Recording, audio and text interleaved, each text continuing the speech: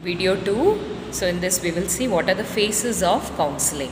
Okay, so there are 5 phases of counseling. These phases may overlap with each other. Example, the assessment phase may be carried out along with the establishing of relationship or developing IPR. During that time, while we are talking itself, we will be able to assess the need of the person.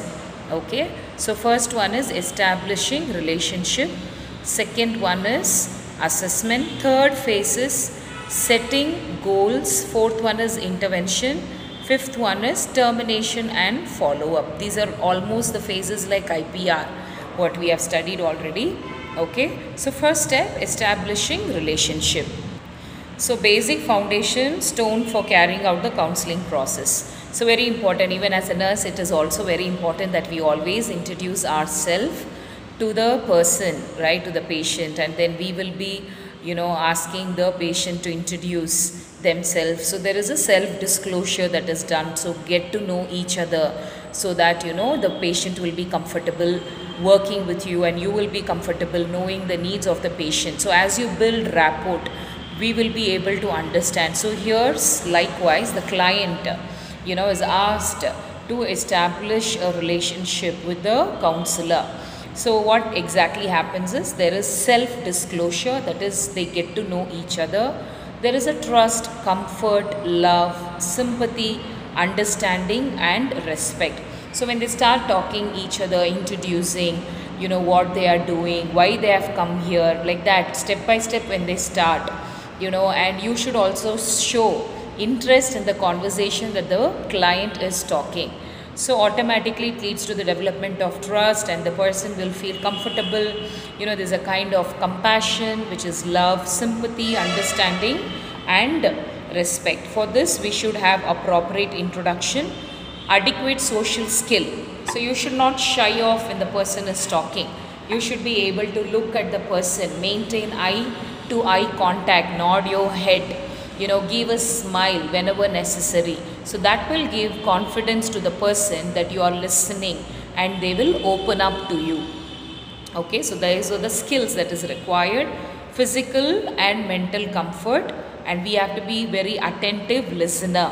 So when the client is talking, you can't just keep your mobile, and then scratch your head or you look here, there. So the person will be distracted and they will be intimidated. They will feel, oh, this counselor is not interested in my talk. Okay, so they will lose out. They will not give, appropriate data or information. So always, sit in a relaxed position also. Don't sit like a authoritative person.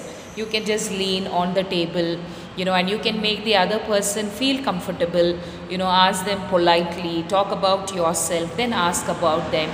What are the concerns? So nod your head, say yes, give full attention, don't be distracted, allow the person to speak, you don't interrupt.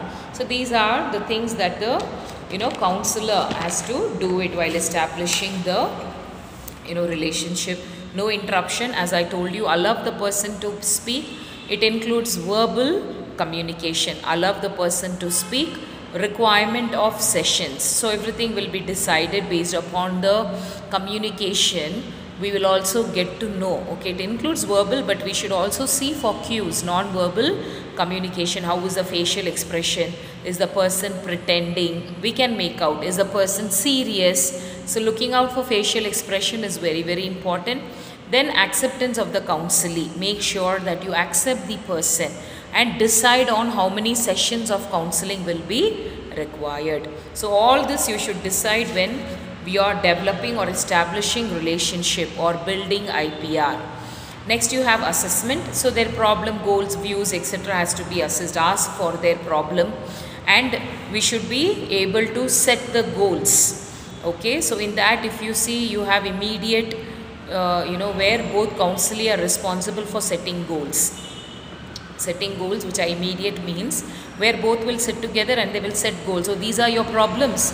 So we will see how you can overcome these problems. So that requires goal, like nursing process, right? So now if the patient has got hyperpyrexia, what is the goal? To bring down the high fever, that is to maintain the normal thermoregulation.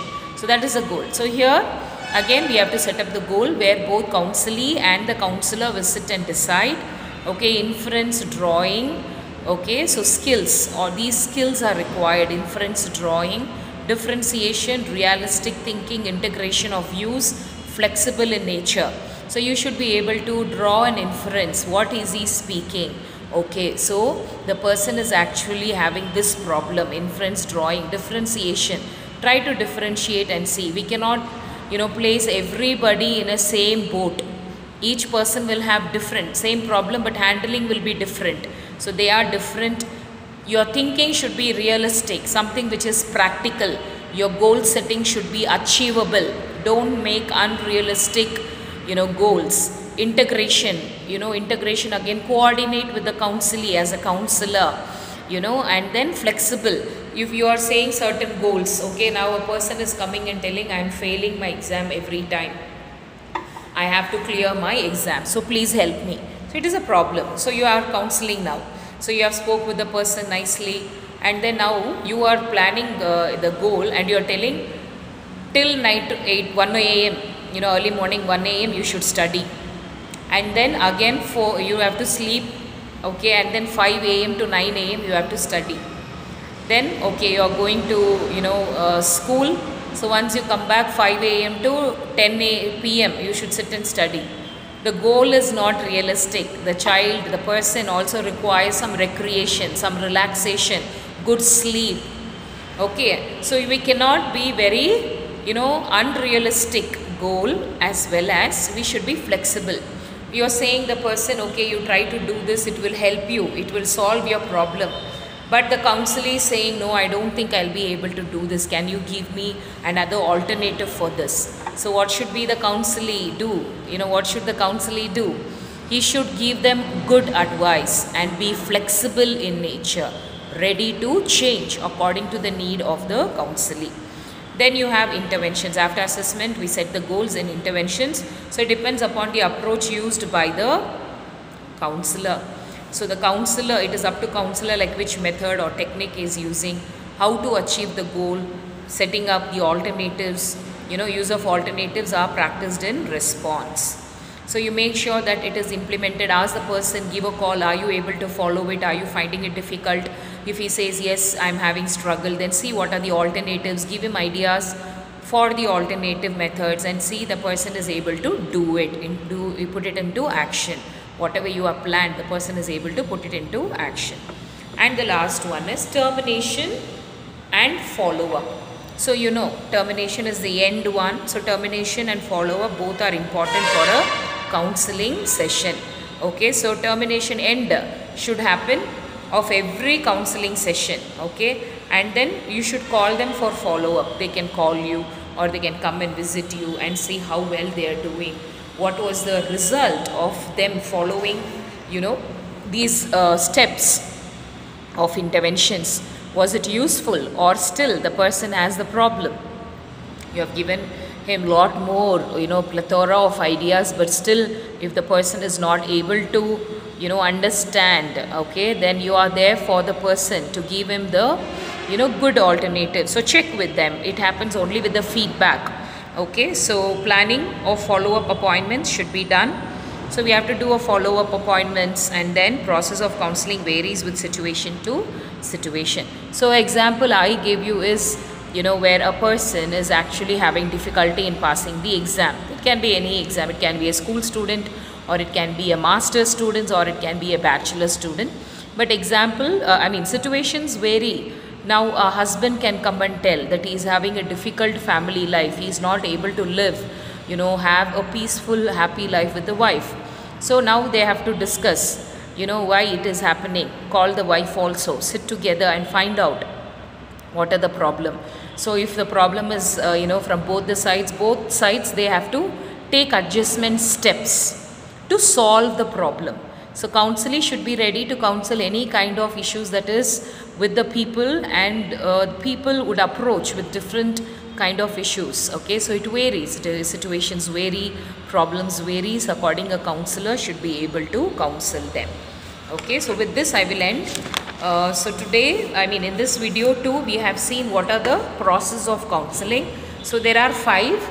establishing relationship, assessment, setting goals, interventions, termination and follow-up.